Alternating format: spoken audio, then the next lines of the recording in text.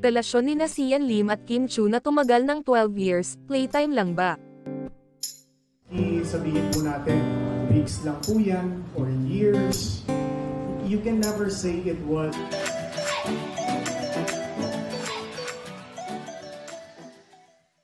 Matapang na sinagot ng aktor na si Sian Lim ang tanong kung, na playtime, o, ng playtime, na siya sa kanyang mga nakaraang relasyon.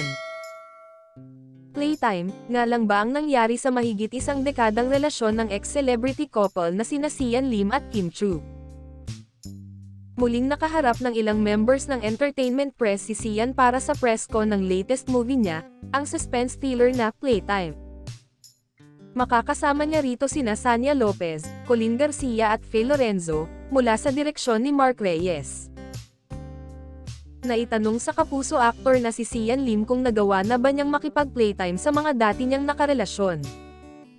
Sagot ni Sian, kung ako yung ng playtime, hindi po. Kung ako ba yung na playtime, hindi ko alam. If sa duration ng relationship masasabi mo na no matter kung may playtime nga yan sa tagal ng relationship nyo kung weeks, months or years, you can never say it was playtime, aniya pa. There was a reason kung bakit dumating yang tao sa buhay mo mapamaganda man on or hindi. There's a reason why the person came into your life. Dagdag pa niya, so, definitely, hindi siya playtime.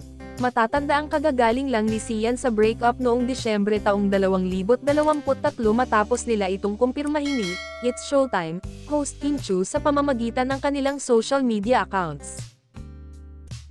In fairness, mukhang hindi naman pang playtime lang ang naging relasyon ni Kim at Sian dahil tumagal naman sila ng 12 years, at hindi biro ang mahigit isang dekadang pagmamahalan.